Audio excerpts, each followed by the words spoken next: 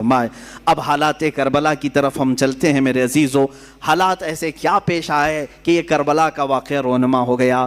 حالات ایسے کیسے آ گئے کہ اتنا بڑا سانحہ ہو گیا؟ میں آپ کو بتاؤں کہ حالات حضرت امیر معاویہ کے انتقال کے بعد سے خراب ہو گئے، بہت خراب، حالانکہ اس سے پہلے ہی خراب ہو گئے تھے۔ آپس میں جنگیں ہوئی، خانہ جنگیاں ہوئی، ایک دوسروں کی لڑائیاں ہوئی، میں ان سب کی طرف نہیں جاتا۔ مولا علی کرم اللہ وجہہ الکریم کی وفات کے بعد حضرت امیر معاویہ نے خلافت کا اعلان کیا، اور ان کی خلافت سن 40 ہجری سے لے کر 60 ہجری تک 20 سال تک چلی، اور 20 سال تک دمشق سے حضرت امیر معاویہ رضی اللہ تعالیٰ عنہ نے خلافت قائم کی، اور یہ چلتی رہی۔ اس دوران بہت سارے فتوحات بھی ہوئے، اسلامی سلطنتیں بڑھتی بھی رہیں، ان کا انتقال ہوا۔ اب جو معاملہ خراب ہوا وہ یہاں سے ہوا کہ حضرت امیر معاویہ کا بیٹا یزید تھا، وہ تھے صحابی رسول، حضور صلی اللہ علیہ وسلم کے سالے بھی لگتے ہیں رشتے میں، حضور کی زوجہ ہیں حضرت ام حبیبہ رضی اللہ تعالیٰ عنہ، جو حضرت امیر معاویہ کی سگی بہن ہے، اسی لیے حضرت امیر معاویہ کو امت کا ماموں بھی کہا جاتا ہے۔ وہ ام المومنین حضرت ام حبیبہ کے سگے بھائی ہیں۔ امیر معاویہ کا جو بیٹا تھا وہ ناہنجار تھا، وہ صحیح آدمی نہیں تھا، فاسق و فاجر تھا۔ ہاں یہ اور بات ہے کہ روایات یہ بتاتی ہیں کہ ان کی زندگی میں اس کا فسق و فجور ظاہر نہیں تھا۔ ان کی زندگی میں باپ جب تک تھے اس کی برائیاں، اس کی عیاشیاں ظاہر نہیں تھیں۔ جیسے ہی ان کا انتقال ہوا تخت پر یزید بیٹھا، یزید جیسے ہی خلافت قائم کر لیا دمشق میں، اور ملک شام والوں نے سب بیعت کر لیا، یزید کو حاکم مان لیا، اس کو خلیفہ امیر المومنین تسلیم کر لیا۔ لیکن جو صحابہ تھے، بڑے صحابہ، انہیں معلوم تھا اس کے حالات خراب ہیں، یہ اچھا آدمی نہیں ہے۔ اس کا شراب پینا بھی ثابت تھا، اس کا نماز ترک کرنا بھی ثابت تھا، دن بھر اس کا بندروں سے اور جانوروں سے کھیلنا بھی ثابت تھا۔ یہ سب چیزیں جنہوں نے دیکھا ہے، کیا اسے اپنا حاکم تسلیم کر لیں گے؟ تو یہی معاملہ ہو گیا۔ یزید کی خلافت کا اعلان ہونے کے بعد صحابہ میں آپس میں یہ باتیں گردش کرنے لگ گئی کہ آخر اس کو کیسے تسلیم کیا جائے۔ اس وقت جو خلافت کے امیدوار تھے، جو اہل تھے، وہ اور بھی صحابہ تھے، جیسے مکہ مکرمہ میں حضرت عبداللہ بن زبیر رضی اللہ تعالیٰ، یہ حضرت زبیر کے بیٹے، حضرت ابوبکر صدیق کے نواسے، حضرت اسماء کے بیٹے حضرت عبداللہ، یہ مکہ میں تھے، وہ بھی خلافت کے اہل تھے۔ مدینہ طیبہ میں حضرت امام حسین رضی اللہ تعالیٰ عنہ تھے، اور حضرت عبداللہ ابن عمر بھی تھے، حضرت عبداللہ ابن عباس بھی تھے، حضرت عباس حضور کے چچا کے بیٹے، یہ بڑے صحابہ موجود تھے اس وقت۔ لیکن یزید نہ صحابی ہے، نہ حضور کی زندگی میں کبھی رہا ہے۔ حضور کی وفات کے 15 سال بعد تقریباً وہ پیدا ہوا ہے، 25 ہجری میں۔ اس کو جب خلیفہ بنایا گیا تو ظاہر سی بات ہے معاملات خراب ہو گئے۔ اب یزید نے طاقت کے بل بوتے، اپنے سورس کے بل بوتے اپنی خلافت کو قائم کرنا شروع کیا۔ اب اسے خطرہ جو تھا وہی مکہ سے تھا، مدینے سے تھا، اور کوفہ سے تھا۔ کوفہ میں حضرت علی کے چاہنے والے بہت لوگ تھے۔ کوفہ حضرت علی کے محبین کا ایک مرکز تھا پہلے سے، اگرچہ ان لوگوں نے پہلے بھی دھوکہ دیا ہے۔ حضرت علی کا انتقال بھی کوفہ میں ہوا، حضرت امام حسن کا بھی زہر دیا گیا کوفہ میں، یہ سب حالات ہوئے۔ لیکن وہاں چاہنے والوں کی کثرت بھی بہت تھی، اور اکثر ایسا ہوتا ہے کہ آج بھی چاہنے والے بہت ہوتے ہیں لیکن کچھ غداری کرنے والے ہوتے ہیں، تو ان کو آج بھی کوفہ سے جوڑا جاتا ہے کہ کوفی تو نہیں ہے، یہ مسل مشہور ہو گئی ہے۔ تو امام حسین مدینہ میں تھے، عبداللہ بن زبیر مکہ میں تھے۔ یہ ان جگہوں پر سے خطرہ لاحق تھا جس کو یزید کو، کہ اگر یہ لوگ بغاوت کر گئے، یہ لوگ اگر میری خلافت کو تسلیم نہیں کیے، تو ایک بہت بڑا طبقہ مسلمانوں کا ان کی طرف چلا جائے گا، اور پھر میری خلافت کو قائم کرنا بہت مشکل ہو جائے گا۔ اور اس کے جتنے مشیر تھے وہ سب کے سب عیاش قسم کے تھے۔ ایک بات یاد رکھیں، کبھی حاکم ڈینجر بنتا ہے تو اس کے مشیروں کی وجہ سے۔ مشورے دینے والے اگر بہت خطرناک ہوں تو حاکم بھی بہت خطرناک بن جاتا ہے، ایسے اکثر ہوا ہے۔ تو یزید کے جو مشیر تھے وہ سب ظالم تھے، مشورے بہت بھیانک قسم کے دیتے تھے۔ ان کے مشوروں کی وجہ سے ہی تو کربلا ہو گیا۔ یزید فوج کی فوج بھیجتا رہا، حسین اعظم اس وقت تک مدینہ طیبہ میں تھے، سیدنا امام علی مقام مدینہ طیبہ میں تھے، ان کا گھر مدینہ میں تھا، اہل بیت خاندان سب مدینہ میں رہ رہے تھے۔ اب یزید نے اپنا گورنر وہاں پر مدینہ طیبہ میں مقرر کیا اور سب سے پہلے بیعت لینے کے لیے مدینہ بھیجا، اور وہاں کے گورنر سے کہا حسین کو بلاؤ، عبداللہ بن عمر کو بلاؤ، اور جو مدینہ میں بڑے صحابہ ہیں ان کو بلاؤ اور ان سے میری بیعت لے لو، اور کہو کہ یزید امیر المومنین ہے، خلیفۃ المسلمین ہے۔ گورنر کو جیسے آرڈر آیا ان تینوں کو بلایا اس نے، اس میں امام حسین بھی تھے۔ گورنر نے کہا خلافت قائم ہو چکی ہے دمشق میں، آپ حضرات تسلیم کر لیں، آپ یزید کو خلیفہ مان لیں۔ حضرت امام حسین فوراً کھڑے ہو گئے، کیا تم مجھ سے ایسے کو خلیفہ ماننے کو کہتے ہو جس کی نمازوں کا کوئی ٹھکانہ نہیں، جو عیاش ہے، فسق و فجور میں مبتلا ہے، جو عورتوں کا دل دادا ہے؟ میں ہرگز تسلیم نہیں کرتا۔ آپ اٹھ کر کے چلے گئے۔ اس کے بعد جب یہ بات یزید کو پتہ چلی تو گورنر کو سخت آرڈر آیا کہ یا تو ان کی بیعت لے لو یا تو پھر ان کو قتل کر ڈالو۔ اتنا سخت حکم آیا تو جو گورنر تھا مدینے کا، اس نے امام حسین کو بلایا اور کہا میں نہیں چاہتا کہ رسول اللہ کے گھر والوں کے ساتھ میں سختی کروں، اور مجھے میری نوکری کی بھی فکر ہے، میں اگر آپ کے ساتھ سختی کے ساتھ معاملہ نہ کروں تو یزید مجھے مار ڈالے گا، بیچ کا کوئی راستہ نکالیں۔ تو امام حسین نے کہا ٹھیک ہے، میں بیچ کا راستہ یہ نکالتا ہوں کہ میں مدینے سے نکل جاتا ہوں، میں مدینہ طیبہ سے ہی نکل جاتا ہوں تاکہ تجھے کوئی سختی وہ نہ کر سکے۔ اس نے گورنر نے کہا ٹھیک ہے آپ یہ کام کر سکتے ہیں۔ سیدنا امام حسین رات کے وقت اپنے گھر والوں کے پاس آتے ہیں، یہاں سے شروع ہوتی ہے داستان۔ اپنے گھر والوں سے کہتے ہیں آؤ اب ہمارے لیے مدینہ تنگ ہو گیا ہے، یزید کی سختیاں بڑھتی چلی جائیں گی، اس کے ظلم کی داستانیں اب رقم ہونا شروع ہو چکی ہیں۔ اپنے گھر والوں سے کہا ہم سب ہجرت کر رہے ہیں مدینہ طیبہ سے۔ سب نے پوچھا کہاں جا رہے ہیں؟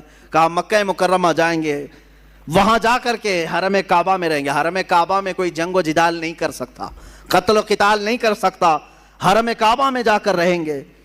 آپ اندازہ کریں رسول پاک نے ہجرت کر کے مکہ کو چھوڑ کر مدینہ آباد کیا، ان کے نواسے کے ساتھ ایسا معاملہ پیش آ رہا ہے کہ انہیں مدینے سے ہجرت کر کے مکہ جانا پڑ رہا ہے۔ رات کے وقت اپنے گھر والوں کو اٹھایا اور جتنے لوگ تیار ہوئے ہیں اس میں اپنے عزیز خاندان کے لوگ تھے۔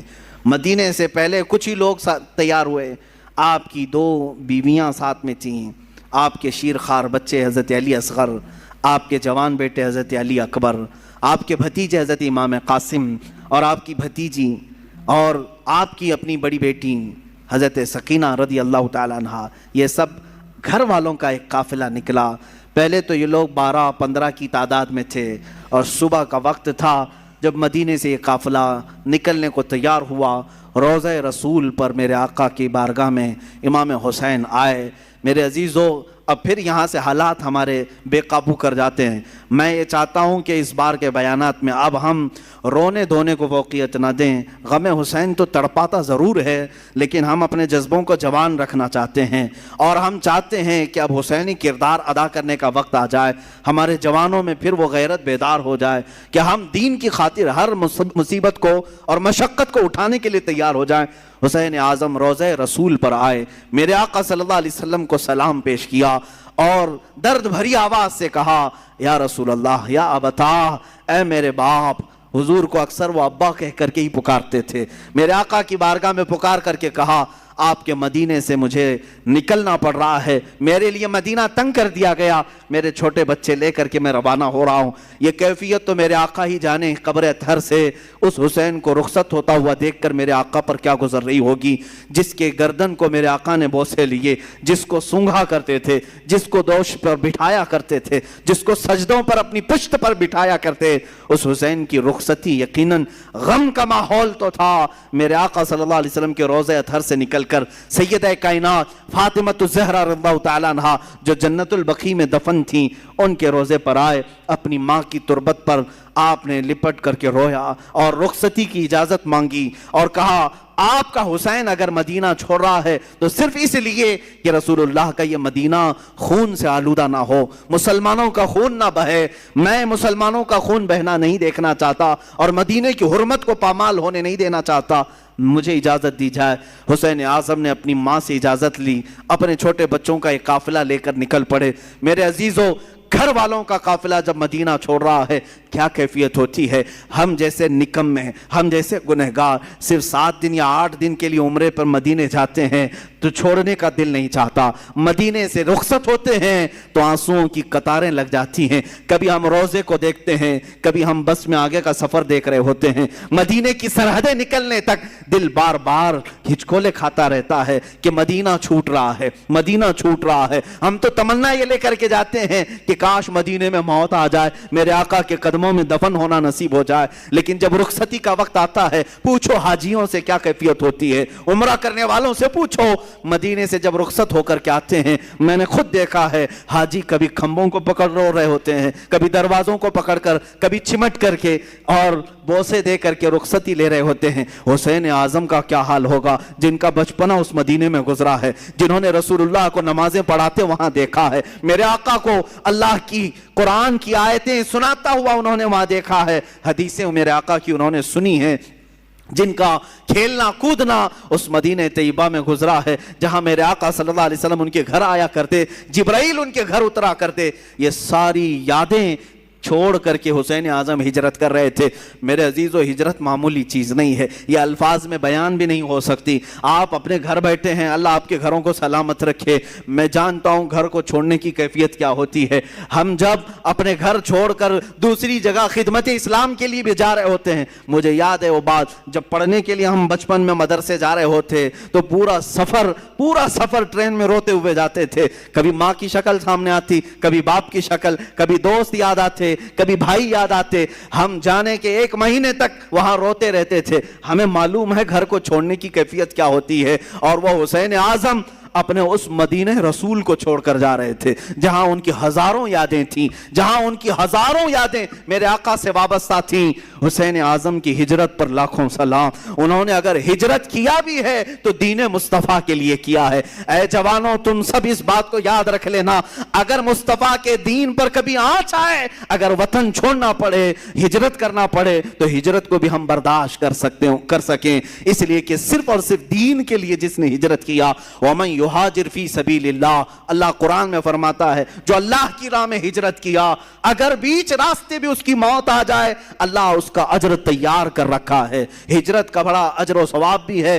میرے عزیزو، دین مصطفیٰ کے لیے یہ اٹھایا حسین اعظم نے سارا کشٹ، ساری مصیبتیں، ساری مشقتیں، یہاں سے نکل کر کے مکہ مکرمہ کا سفر کیا۔ مکہ مکرمہ جب پہنچے، امام عالی مقام، یہ شعبان کا مہینہ تھا اور شعبان کے بعد ٹھیک رمضان آنے والا تھا۔ مکہ والوں نے استقبال کیا اور اچھے سے سارے لوگ ملنے جلنے لگے اور کہا اچھا کیا آپ نے یہاں تشریف لائے، امن و امان کے ساتھ رہیں۔ یہاں تک تو معاملہ سب ٹھیک ہی تھا، امام حسین اگر مکہ ہی میں رہ جاتے، وہیں پر طواف کعبہ، حرم کعبہ میں مقیم رہتے تو کچھ ہونا نہ تھا، لیکن کیا کریں، قدرت کا لکھا ہوا وہ غالب آ کر رہے گا۔ ان کی شہادت اچانک نہیں ہوئی ہے میرے عزیزو، حسین اعظم کی شہادت ان کے بچپن میں ہی مشہور ہو گئی تھی۔ حضور اکرم صلی اللہ علیہ وسلم حضرت ام سلمہ اپنی زوجہ کے پاس ایک شیشی میں تھوڑی سی مٹی لا کر کے دیتے ہیں اور کہتے ہیں اے ام سلمہ، جبرائیل میرے پاس آئے تھے اور انہوں نے کہا یا رسول اللہ، آپ کی امت آپ کے اس نواسے کو ایک جگہ پر قتل کر دے گی اور خون بہا دے گی۔ میں رونے لگا تو جبرائیل اس جگہ کی مٹی بھی لا کر مجھے دے گئے۔ ام سلمہ کہتی ہیں میرے آقا نے وہ مٹی مجھے دی اور کہا جس دن یہ مٹی سرخ ہو جائے سمجھ لینا اے ام سلمہ میرا بیٹا شہید ہو گیا، میرا نواسہ شہید ہو گیا۔ یہ کب میرے آقا نے بشارت دی تھی؟ جب حسین اعظم کی عمر ابھی 5 سال کی تھی۔ 5 سال کی عمر میں ہی ان کی شہادت کی خبر مشہور ہو چکی تھی۔ پھر بھی لوگ کہتے ہیں حضور کو پیٹھ پیچھے کا علم نہیں تھا، جو اپنے نواسے کی 50 سال بعد ہونے والی شہادت کی خبر دے رہے ہوں۔ میرے آقا صلی اللہ علیہ وسلم غیب دان نبی ہیں۔ آقا کونین صلی اللہ علیہ وسلم نے فرمایا تھا اور قدرت کا لکھا غالبانہ تھا، رمضان کا مہینہ چل رہا تھا، بیچ رمضان میں کوفہ والوں نے خط لکھنا شروع کیا۔ یہ کوفہ شہر ہے کیا؟ یہ سارا ماجرا یہ کوفہ میں آ کر کے اٹکتا ہے۔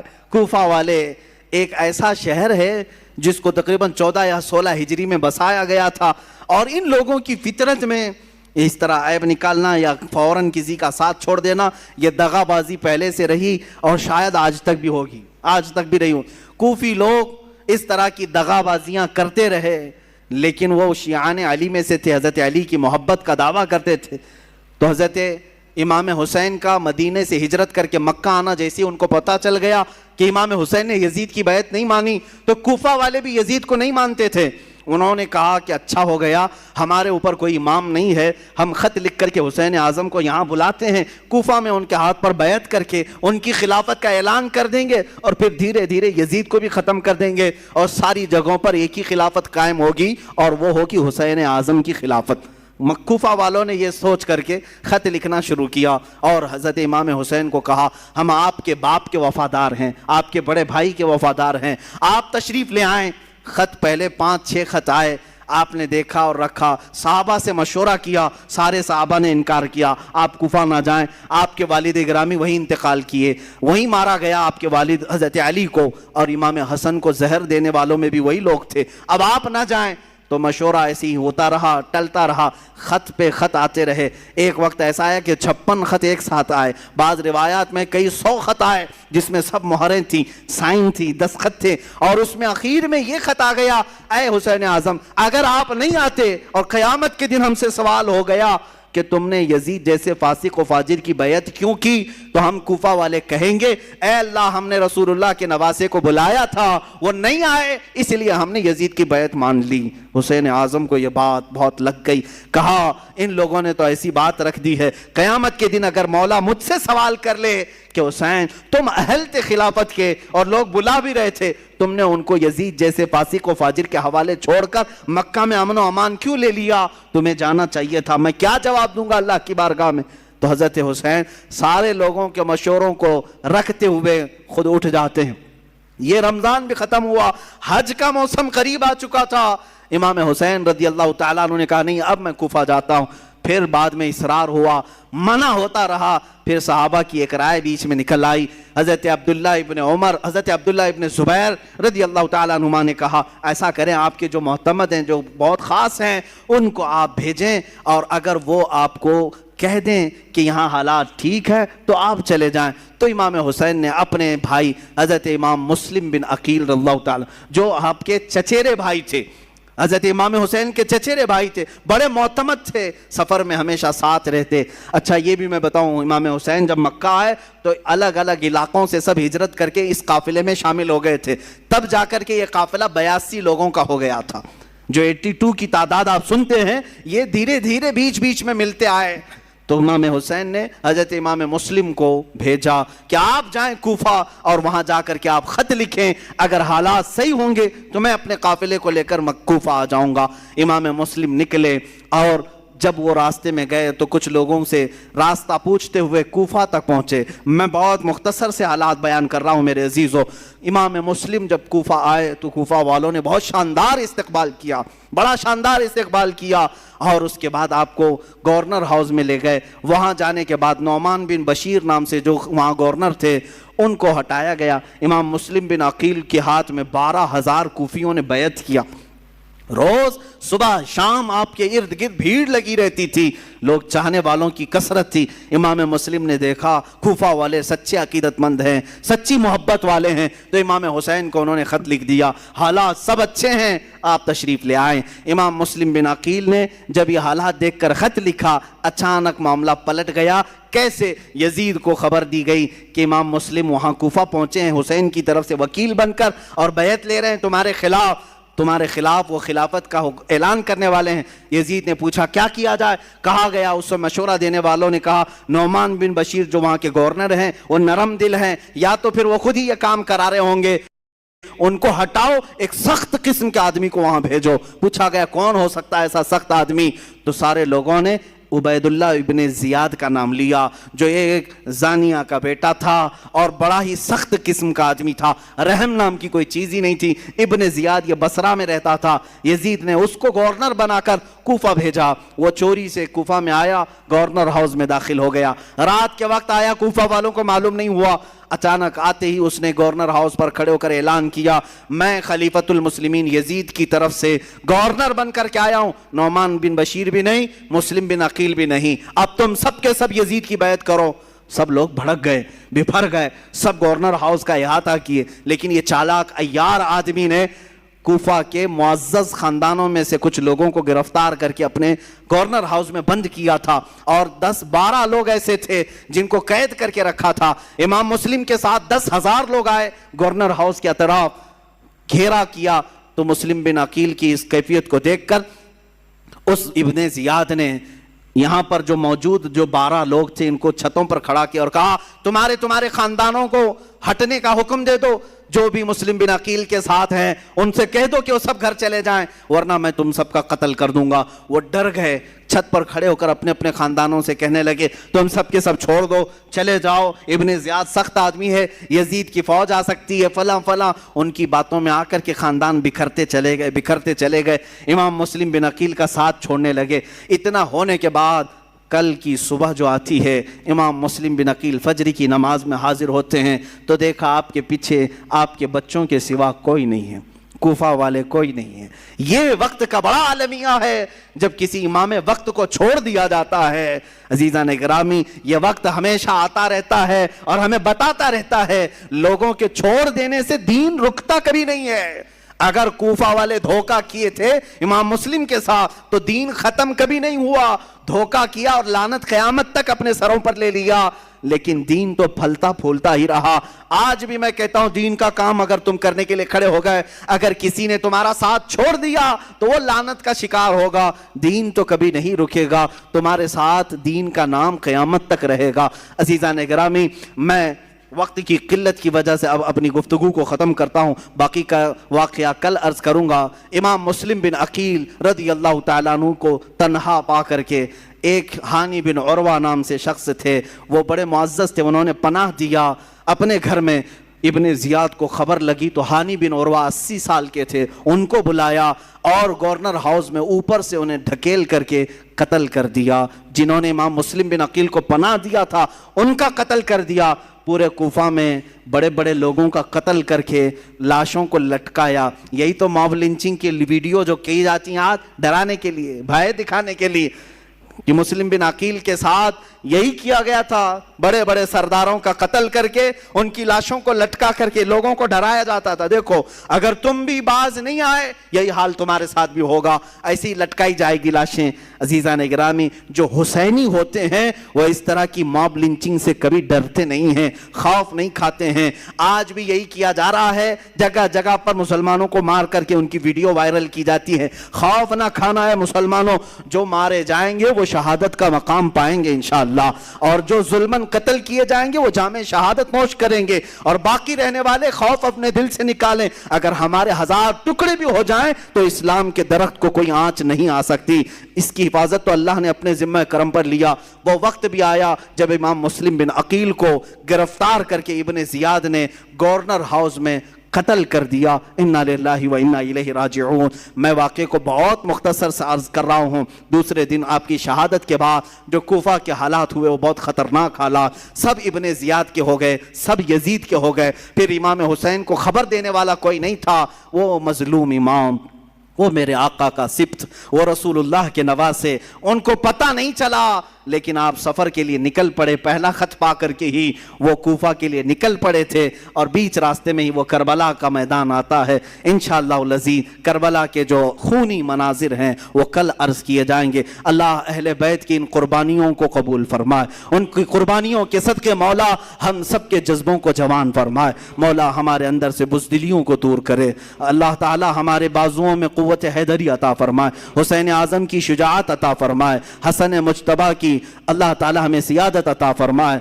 ए रब्बे ज़ुल जलाल, करबला सुनने वाले जितने हैं इन सब को मौला करबला के सदक़े तमाम आफ़ात व बलियात से महफूज फरमा दे। हमारे घरों को हर तरह की आफ़ात व बलियात से महफूज फरमा।